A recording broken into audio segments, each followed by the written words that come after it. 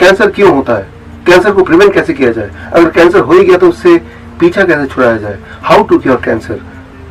इस तरह से आपके दिमाग में हजारों सवाल होंगे। आपको जानकर हैरानी होगी, 3 ऐसे घरेलू नुस्खे हैं जिनको नोबेल प्राइज मिल चुका है अलग अलग समय पे, जिनकी मदद से कैंसर से आप आजादी पा सकते हैं, कैंसर को क्योर कर सकते हैं।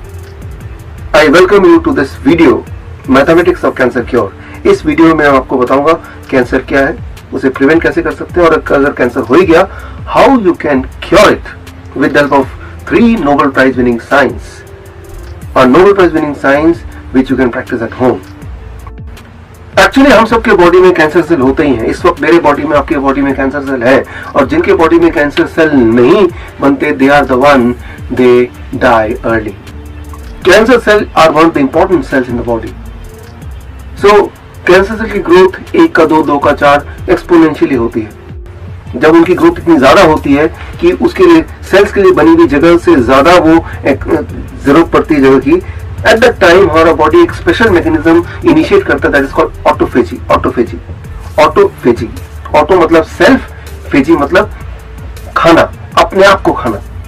सो हमारा बॉडी क्या करता है, वो कैंसर सेल को खाने लगता है, उसको ब्रेक डाउन करता है, उसके अंदर के न्यूट्रिशन को बॉडी के अदर काम के लिए, बाकी कामों के लिए यूटिलाइज करता है। सो कैंसर सेल एक तरह से हमारी बॉडी को न्यूट्रिशन प्रोवाइड करता है through the mechanism is called autophagy.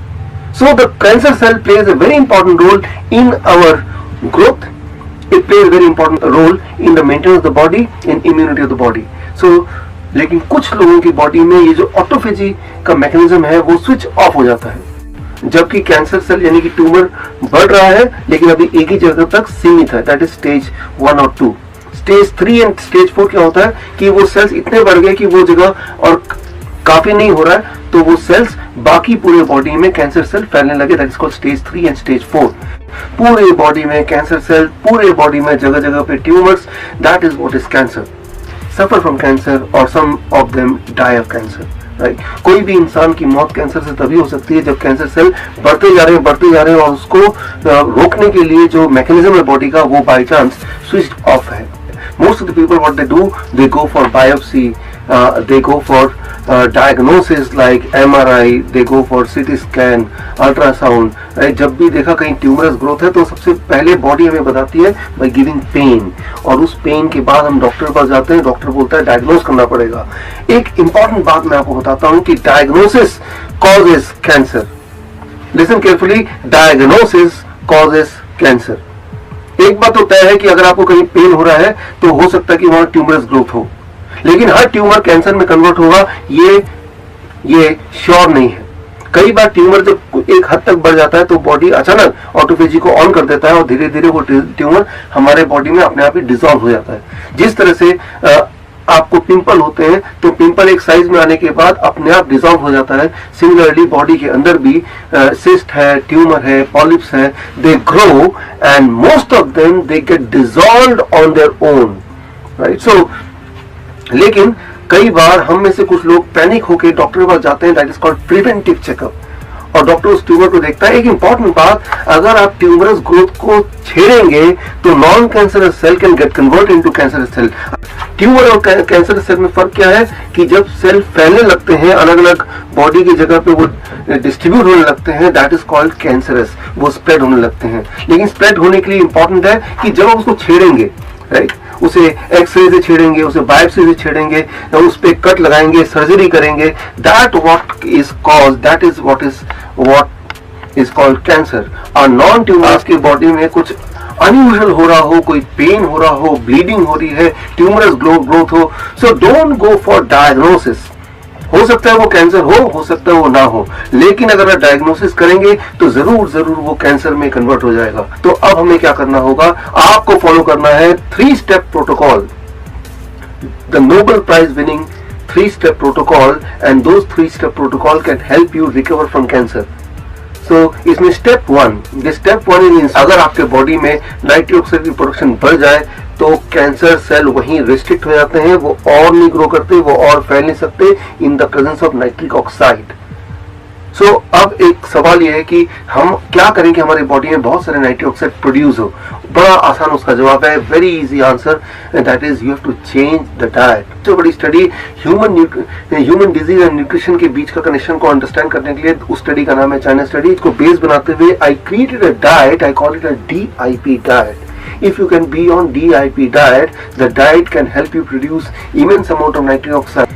The DIP diet 3 phases में, phase 1 till 12 noon you have to be only on fruits, 3 to 4 kind of fruits of your choice। किसी भी तरह का फ्रूट जो कि आपको सीजनली मिल रहा है, वो केला हो सकता है, आम हो सकता है, पपीता हो सकता है, सेब हो सकता है, any fruit, 3 to 4 fruits of your choice and make it in accordance to your body weight। Let's say my body weight is 70 kg, 17 to 10, 700 grams or more of 3 to 4 kind of fruits and that becomes your food till 12 noon। 12 बजे तक सिर्फ और सिर्फ आपको फल खाने हैं। कितना फल? आपके body weight into 10, that many grams.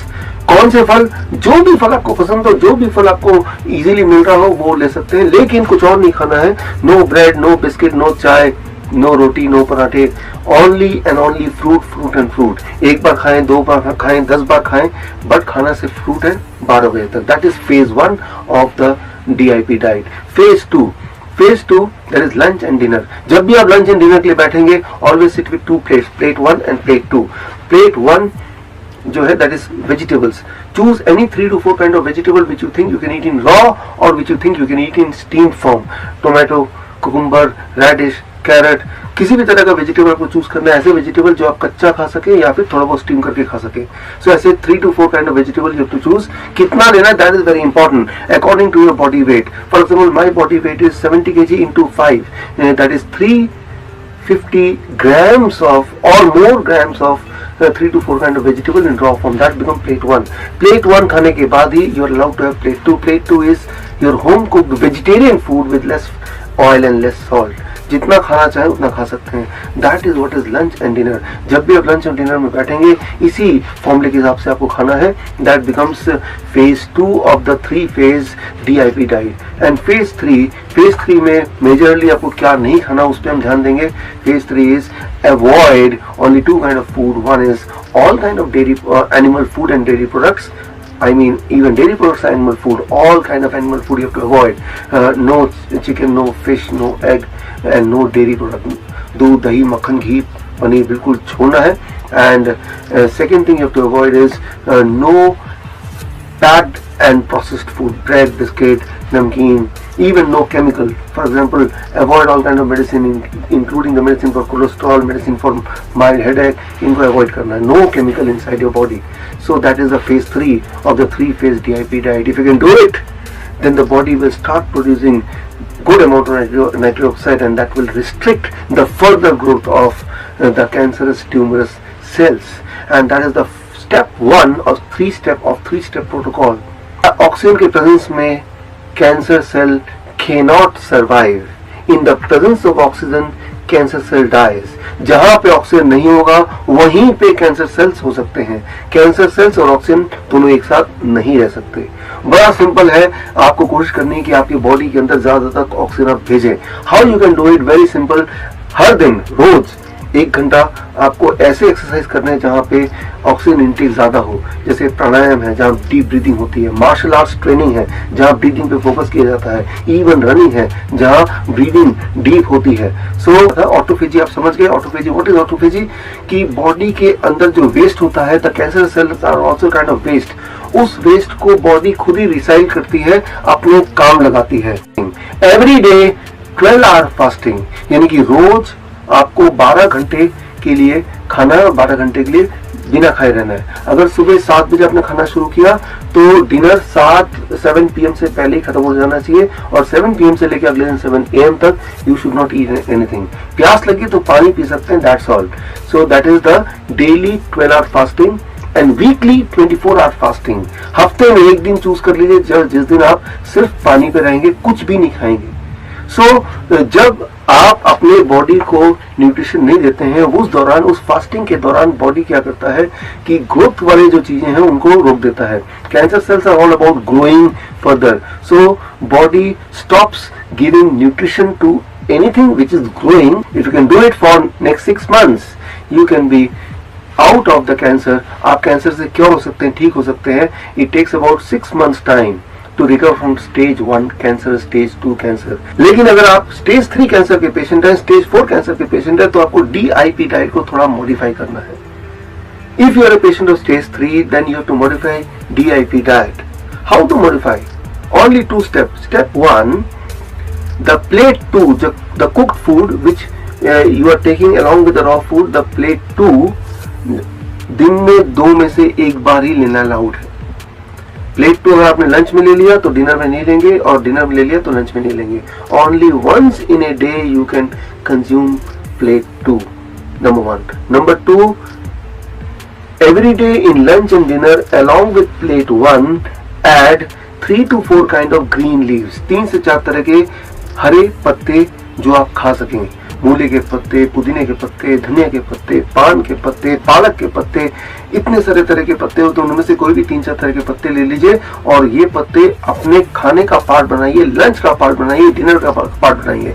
Important है कि क्वांटिटी कितना ले रहे हैं, that depends on your body weight. My body weight is say 70 kg, that means in lunch I have to take 70 grams of green leaves and in dinner I have to take 70 grams of green leaf, in total 140 grams of green leaf in the whole day।